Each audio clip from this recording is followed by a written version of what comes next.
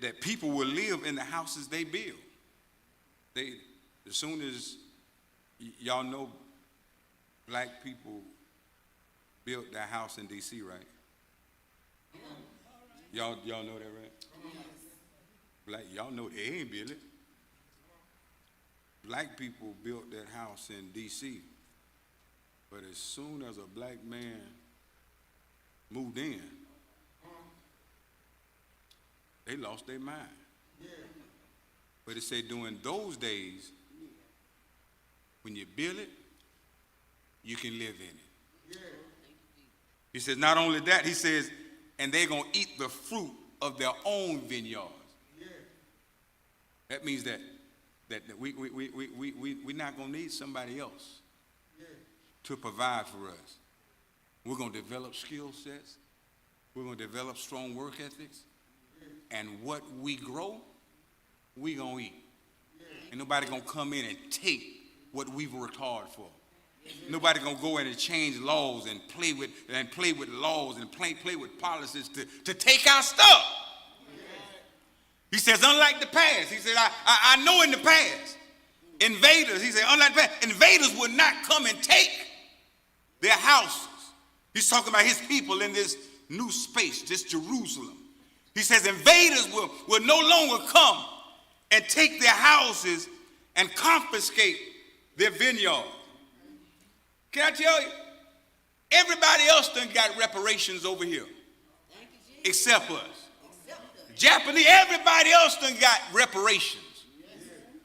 During Reconstruction, when we received the things that God promised us and that was owed to us, when we received them, when they began to change things around and move it back to where it was, what we had, they went and took it back.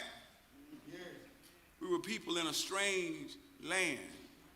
He says, no longer will they take their houses and confiscate their vineyards and take their land. Says, for my people will live as long as trees. We ain't worried about law enforcement gunning us down. We ain't worried about the cursed gunning us down. God says, my people will live as long as trees, and my chosen ones will have time to enjoy their hard-won gains. You worked hard for it, and God says you're going to be blessed. But it's only in that space. It's in that space that was created. You can't be in other spaces. You got to be in that space that God says I'm going to create for you. You can't get it out there. You can't get it over there. You gotta be in that space that God says I'm going to create for my chosen ones. He says your work will not be in vain. Your work will not be in vain, and your children will not be doomed to misfortune. You won't even have to worry about it. God says, I'm going to create a space for you, and your children will be covered. Your children will be protected. No weapon formed against. We hear scriptures, but sometimes we don't apply the scriptures the way God wants us to apply. No weapon formed against your children will prosper.